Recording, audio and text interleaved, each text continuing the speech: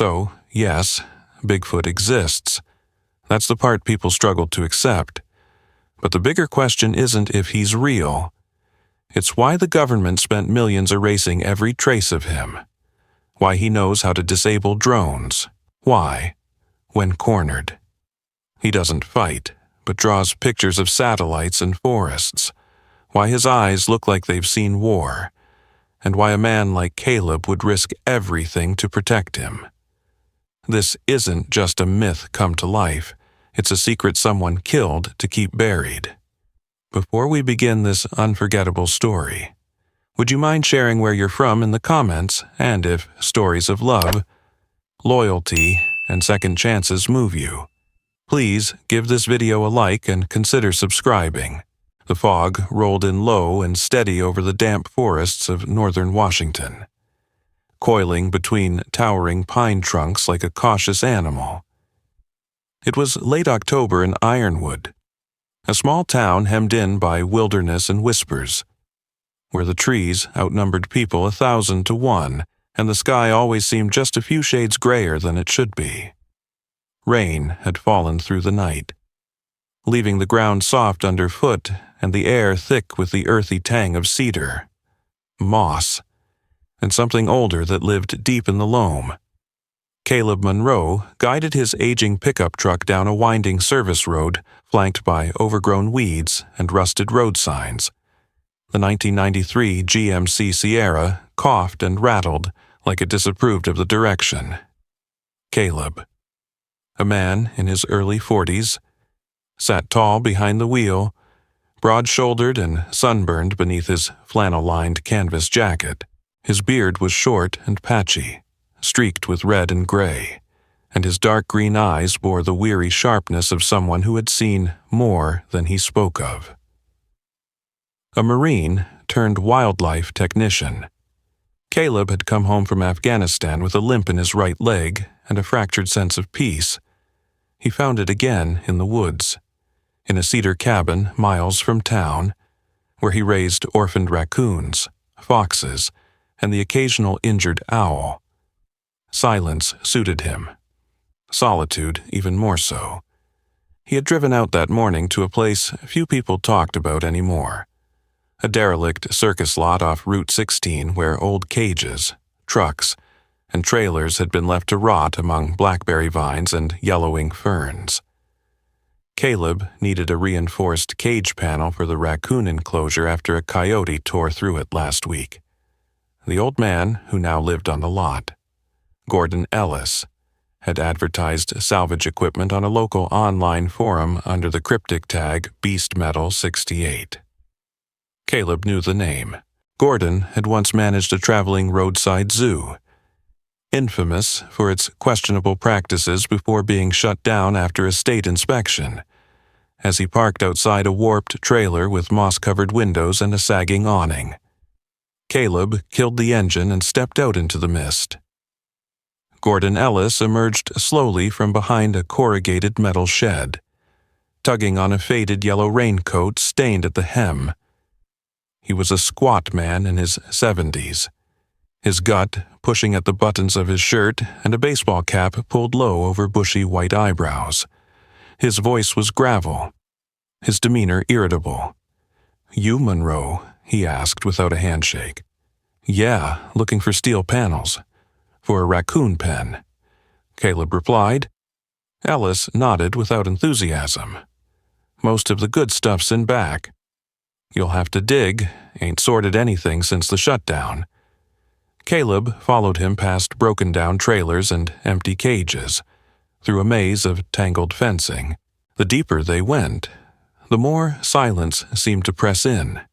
The usual chatter of birds absent in this forgotten graveyard. That's when Caleb noticed the pen. It was partly covered by a heavy tarp, secured with rotting ropes. The metal bars were thicker than the rest, and though rusted, they were bolted into a concrete slab. Something shifted in the darkness within. "What's in there?" Caleb asked, his voice lower without realizing it. Gordon sniffed. "Nothing now. Last thing we had before the feds came. Freak show attraction. used to draw folks for miles. Called it Sasquatch. But I tell you, it ain't no Bigfoot. Just a big, hairy freak some biker caught down near Yakima. But something about the way Ellis said it made Caleb turn toward the cage. He pulled back the tarp. Inside, hunched in a corner, was a creature. It stood, or rather slouched, at nearly 7 feet, its arms long and thick with matted dark brown fur. Its head was bowed, and a heavy chain was locked around one ankle. Despite its size, it made no sound. Caleb stepped closer. The creature turned its head slowly and looked at him. What Caleb saw in that gaze wasn't wild or broken. It wasn't anger, it wasn't fear, it was understanding. The eyes were deep amber, almost human, shadowed but focused. They held a kind of quiet defiance, as if it had watched men come and go for years and judged them all unworthy of notice, until now. "He's still alive," Caleb said softly. "Barely," Ellis replied. "Don't eat much, don't howl or fight, just sits. Sometimes draws in the dirt. Weird stuff. I was going to sell him to a guy from Nevada, but he backed out. Caleb didn't think. He just spoke. I'll take him." Gordon laughed. "You what?" How much the old man scratched at his scruffy jaw. "Hell, you want the thing. Take it for $200 and get it off my property. I'll throw in the panel you wanted." Caleb pulled a wad of crumpled bills from his coat. "Done." Ellis grunted and handed him a set of keys. "You'll need the truck with the hoist. Thing won't walk on its own. Might have busted something when we moved him last time." Caleb nodded, but made no move for the hoist. He walked to the cage, unlocked the door, and stepped inside slowly. Palms visible. The creature didn't retreat. It watched him. Caleb pointed to the open door and said, "Come on, let's go." For a long moment, nothing happened. Then the creature shifted. It rose, slowly but steadily, its movements deliberate. The chain clattered. Caleb stepped back, uncertain. But the creature did not lunge. It limped forward, one leg dragging, and stepped out into the open air for the first time in what looked like years. As the fog curled around its body, it inhaled deeply, as if tasting the forest again. Caleb opened the tailgate of his truck. "Back there," he said gently, without needing to be led. The creature climbed into the truck bed and sat, curling its long arms around its knees. As they drove away, Gordon Ellis stood in the mist, shaking his head. "Crazy bastard," he muttered, disappearing back into his ruin. Meanwhile, a few miles deeper into the forest, a woman knelt beside a set of tracks pressed into soft soil. Samantha Sam Greaves, 35, was a wildlife biologist for the Global Conservation Initiative. She was tall and lean, with sharp cheekbones and long dark hair tied beneath a knit cap. Her gray windbreaker was stained at the sleeves, and a GPS unit hung from her belt. Her eyes, amber like autumn maple, were focused and always hungry for answers. Sam had been tracking anomalies in the Okanagan for months, disappearing lynxes, malfunctioning tracking collars, and recently, a trail camera that mysteriously stopped transmitting after capturing a single blurred frame of what looked like a humanoid shape covered in fur. She stood, brushing dirt from her gloves, and narrowed her gaze toward the ridgeline. The trail was warm. Whatever it was, it had moved recently, and it wasn't moving alone anymore. The rain came gently in the morning, tapping like fingers on the tin roof of Caleb Monroe's cabin tucked between dense evergreens and fog-soaked rocks in the northern stretch of the Okanagan forest. The sky was a bleached gray, and the world outside looked hushed, like it was holding its breath.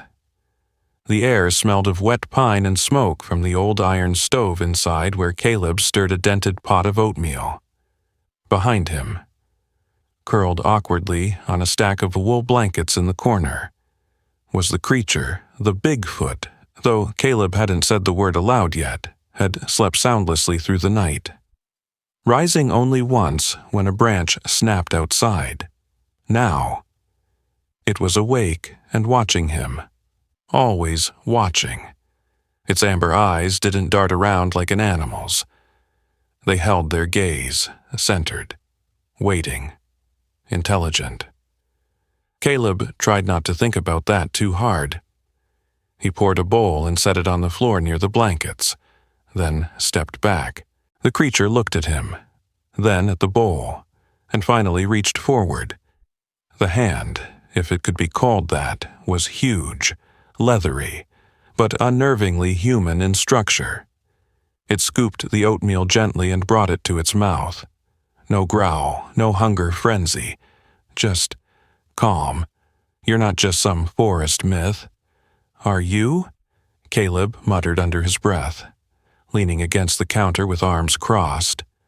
No one's gonna believe this. The creature blinked slowly, then looked down at a patch of dirt tracked in from Caleb's boots. With a single claw, it dragged a finger through the loose soil, sketching, at first just lines, but then shapes. A rough pine tree, a crescent moon, a square, with what looked like a small stick figure beside it. Caleb's brow furrowed. That's my cabin. The creature met his gaze again. Jesus. Out in the forest, miles from the cabin. Sam Greaves hiked through a rocky ravine lined with fallen branches and muddy animal tracks. The mist clung low and cold, and her windbreaker was damp with condensation. Her boots, brown leather and well-worn, crunched with every step along the uneven path. Sam had been out since dawn, reviewing data from motion-triggered cameras, some of which had gone offline the previous evening. She had blamed the weather, but now she wasn't so sure.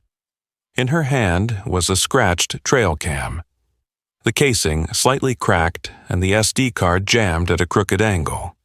She hadn't expected much, but when she uploaded the footage to her tablet earlier, the final image, taken just before the signal cut out, froze her blood. A man. Tall, broad-shouldered, unmistakably Caleb Monroe, was loading something into the bed of his truck. A large figure, indistinct but bipedal, covered in dark fur. Sam's breath quickened just recalling it. She adjusted the backpack strap over her shoulder and pressed on toward the ridge above Caleb's land.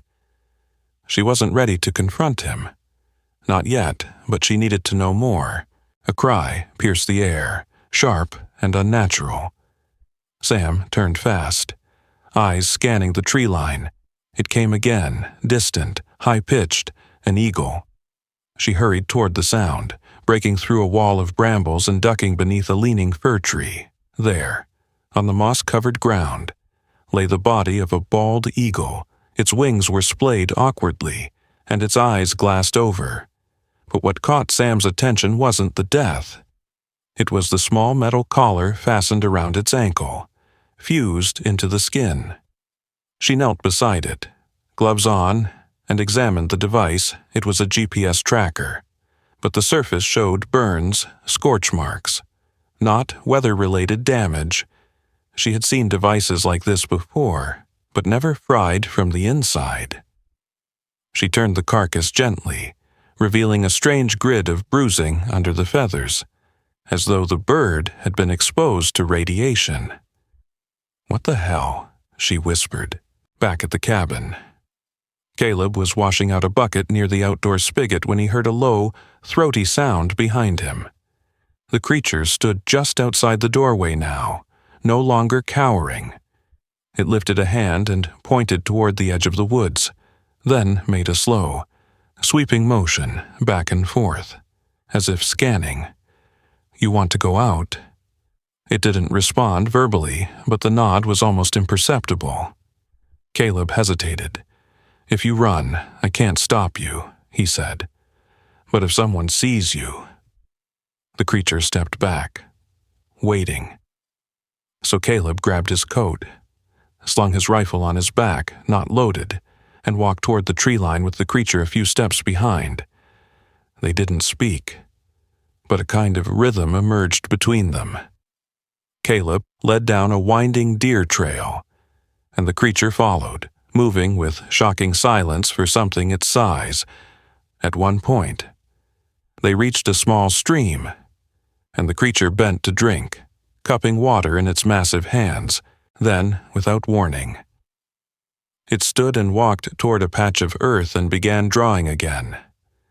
Caleb stepped beside it and saw what looked like a long shape, a structure, like a bridge or antenna, around it. Small dots and arcs, almost like radar waves. "Where is this?" Caleb asked softly. The creature pointed east, toward the heart of the forest. Its expression was difficult to read, but there was a heaviness in the motion. A memory. Caleb didn't know what he was being shown, but he understood the intent. Something happened out there, before they could move again. A branch snapped nearby. The creature dropped to a crouch instantly, blending with shadow. Caleb reached for the rifle but froze when he saw who emerged. A man in his 60s, with graying black hair and a wide-brimmed ranger hat, stepped into view. He wore a faded U.S. Forest Service jacket and carried a pair of binoculars slung across his chest. "Damn deer startled me," he muttered, before locking eyes with Caleb. "Didn't expect to find you this far out." Mark Caleb exhaled. Mark Redden, a retired forest ranger and Caleb's old mentor from his days at the Wildlife Agency, was a man of few words and fewer assumptions. He was pragmatic, thoughtful, and a bit of a loner, traits that had helped them get along. Mark's face showed years of smoke and sun, and his left hand bore the scars of a cougar attack he'd survived in '98. "You tracking something?" Mark asked. Caleb considered his words. "Yeah," he said eventually. "Something unusual." Mark raised an eyebrow, sensing more, but didn't press. "Well, just be careful. There's been some chatter on the emergency band. 2 logging drones went down east of here. Static interference, like they hit a wall of scrambled signals. You know anything about that?" Caleb's stomach tightened. "No, but I'll keep an ear out." Mark nodded, then disappeared back into the trees. Caleb turned to where the creature had hidden, and after a moment, it rose again. They continued back toward the cabin, both aware that things were changing. The forest was no longer just a place of quiet and shadow. It was watching, and others were watching too. The snow had thickened overnight, blanketing Caleb Monroe's cabin and the surrounding woods in a clean, cold silence. Trees sagged under the weight of the early frost, and the world seemed motionless, except for the curling smoke from the cabin chimney. Inside, Caleb knelt beside the creature that had become his strange and silent companion. Bigfoot sat still, body hunched, breath steady, the firelight flickering across the shaggy matted fur on his shoulder. Caleb had noticed it the day before, a strange bulge beneath the fur, just under the skin near the creature's upper back. Now, with gloves on and a flashlight between his teeth, he gently parted the thick coat and used a small scalpel to slice open the old scar tissue. The creature grunted but did not resist. Caleb's fingers worked carefully, and within a minute, he felt something hard lodged in the muscle. It came free with a faint metallic sound, a piece of dark gray metal no larger than a button. On its curved surface was a series of letters and numbers etched deeply but with precision. EP5 ADGA72A. Caleb frowned. Military coding. He'd seen similar markings on equipment during his time in Afghanistan. He wiped the object clean, then stood and walked across the cabin to a locked drawer in the desk. Inside was an old contact book, handwritten, battered.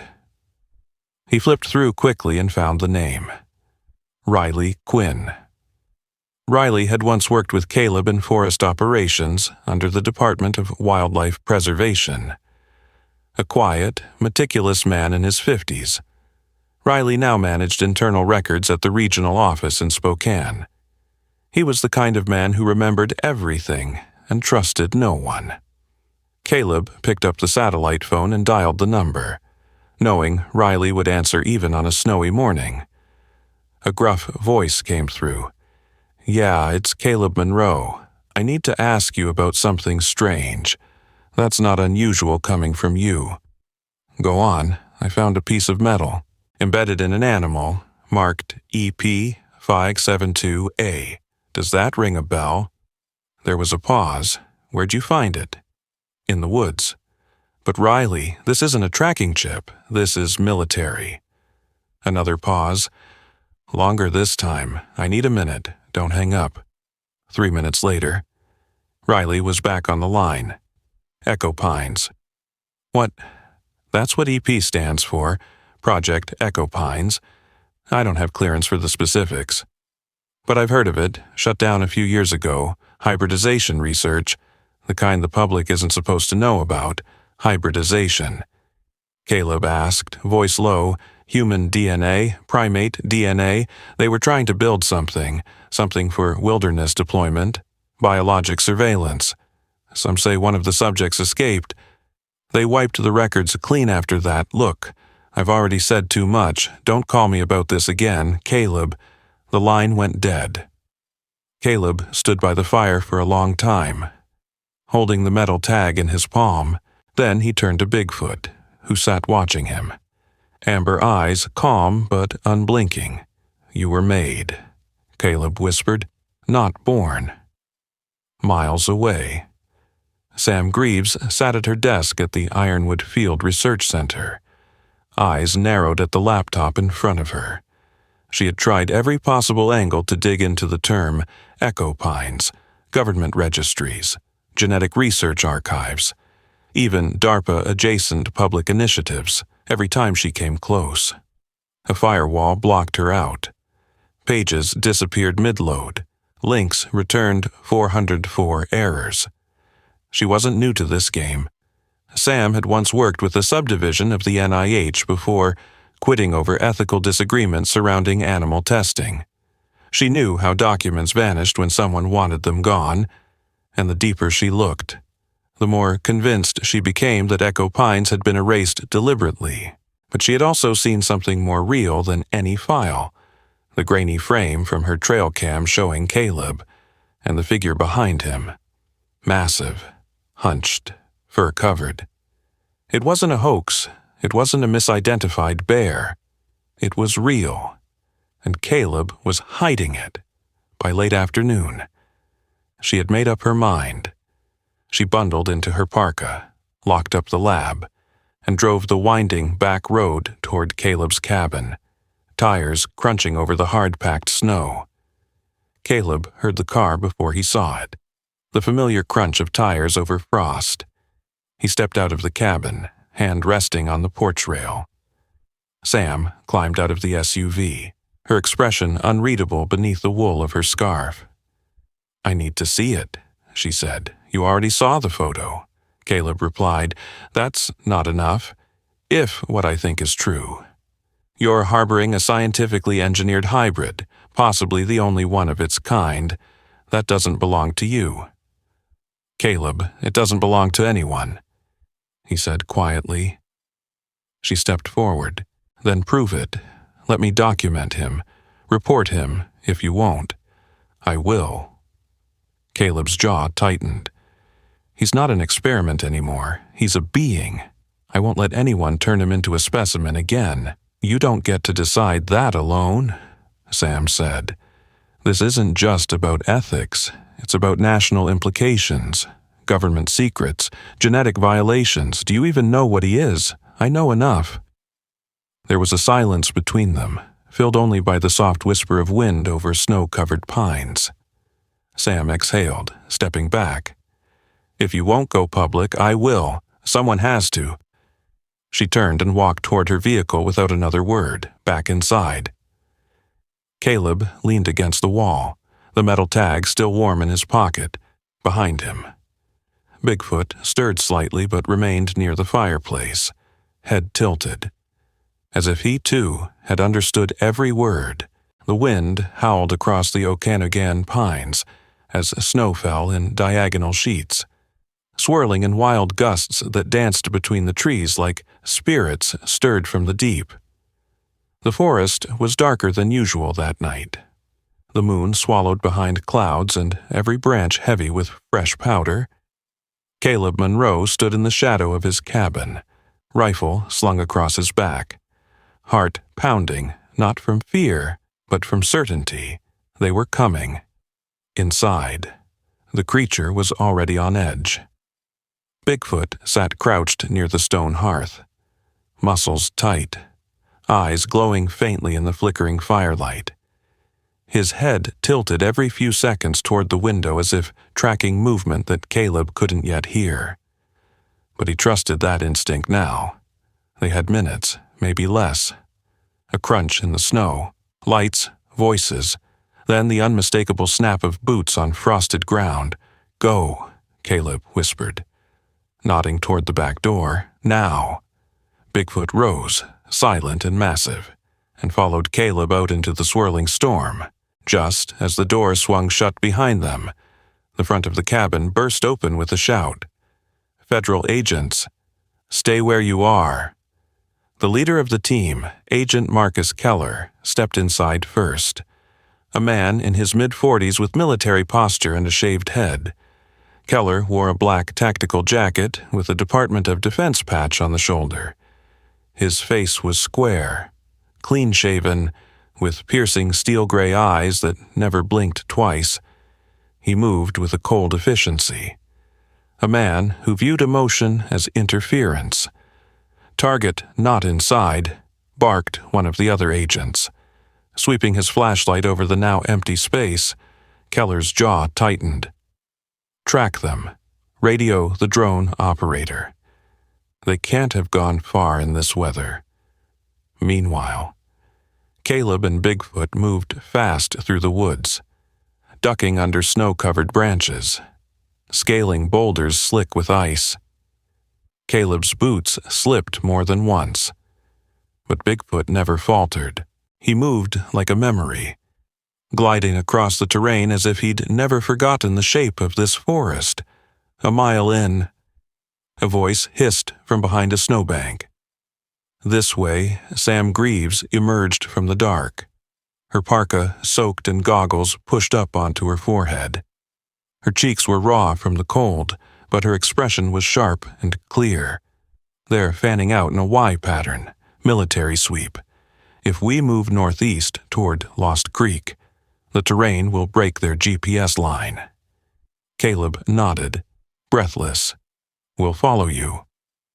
Sam turned without hesitation, leading them through the narrow game trail she knew from years of field work. The trees thickened, and the snow piled deeper, muting every step. Caleb trusted her now more than ever, her calm under pressure, her exactness, the way she moved through the forest like it was an extension of her own body.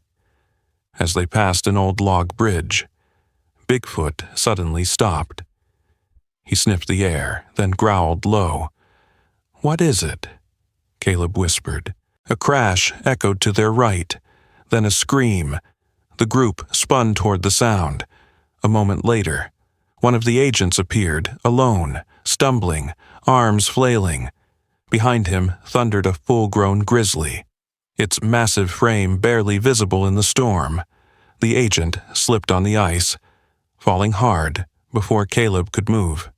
Bigfoot was already gone. He charged toward the bear with impossible speed, roaring, not like a wild beast, but a warning, a territorial cry.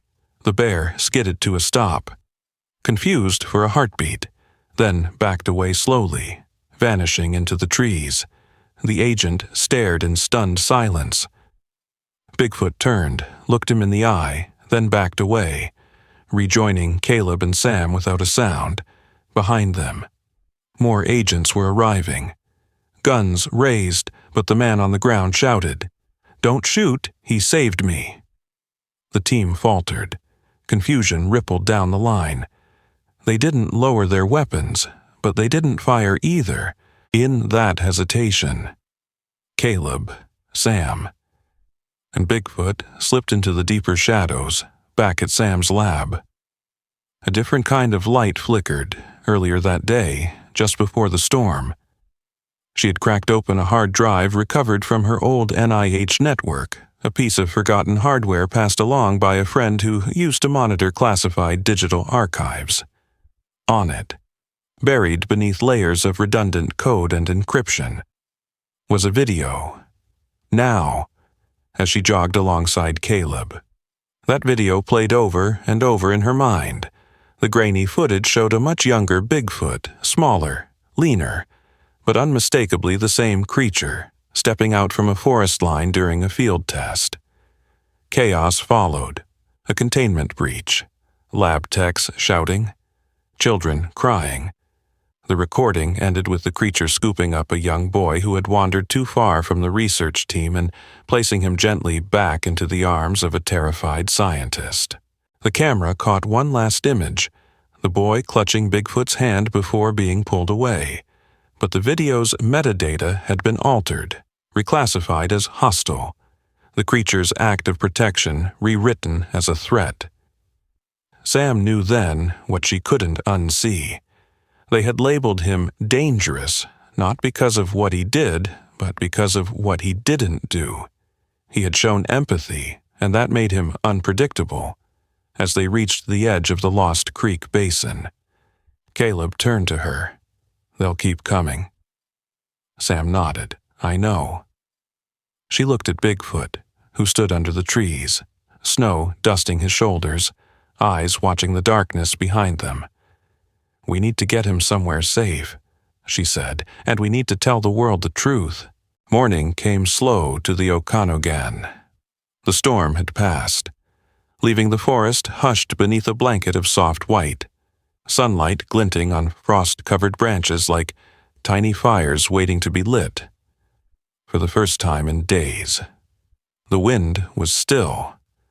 There were no helicopters above the trees, no agents treading the brush, just birdsong. Cautious, but returning, in a small wooden cabin near Echo Lake. Caleb Monroe stood on the porch with a mug of coffee steaming in his hand. His eyes were fixed on the tree line where the frost had not yet melted. His hair was longer now, face more worn than before. But there was a peace to him, one born of choice. He hadn't seen Bigfoot in days, but he knew the creature was close, watching, always on the edge of sight, like a sentry made of memory. The events of the past week had shaken the nation. When Sam Greaves uploaded the recovered video, unedited and complete, to a secure international database.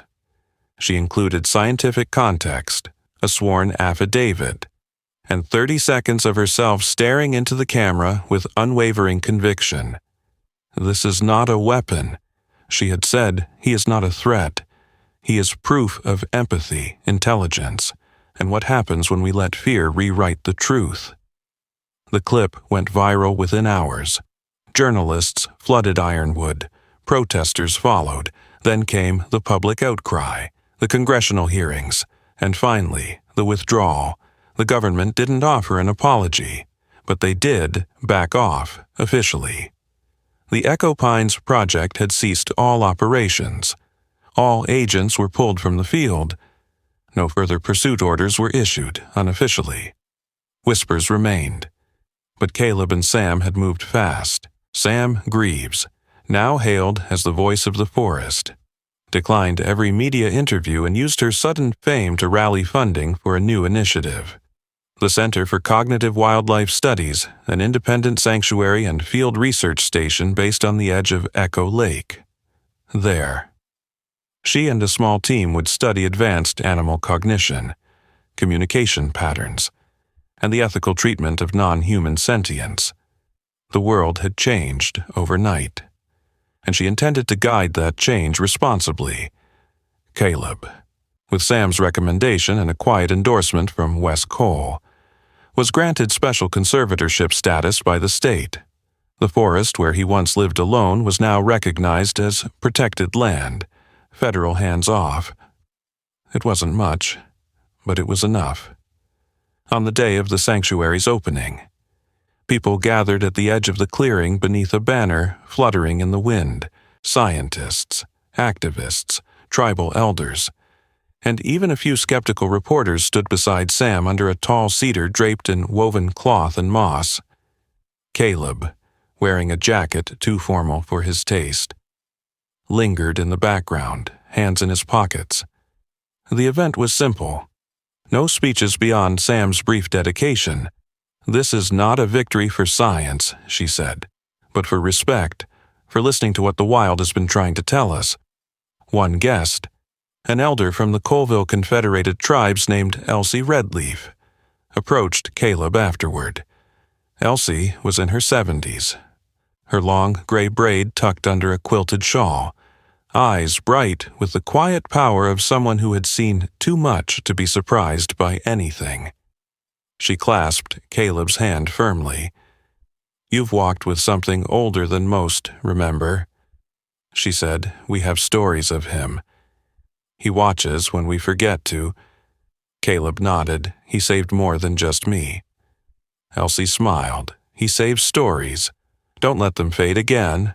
As the gathering thinned and night began to fall, people lit small lanterns around the edge of the sanctuary. Soft glows marked the perimeter, not to trap, but to welcome. Sam found Caleb standing near the lake, where mist rolled low over the glassy water. "He'll come," she said. "He always does." Caleb said nothing, but his eyes scanned the darkening woods, and then he saw it. A shape. Just past the tree line, massive, silent, still. Bigfoot stood partially obscured by pine branches, only his silhouette illuminated by the lantern's edge. His fur shimmered with melted frost. His eyes locked on Caleb and Sam, but he did not approach. Instead, he turned to a boulder that jutted from the soil near the creek, with one broad finger. He knelt and began to carve. No one moved. When he was done, he rose, looked back once more, and disappeared into the trees. Caleb and Sam stepped forward. The carving was simple but profound. 3 figures, 2 human, 1 towering, standing side by side beneath a wide tree canopy etched with radiating lines. Around them, circles, motion, life. Sam pressed a gloved hand to the stone. He remembers. She whispered, "No," Caleb said quietly. "He honors."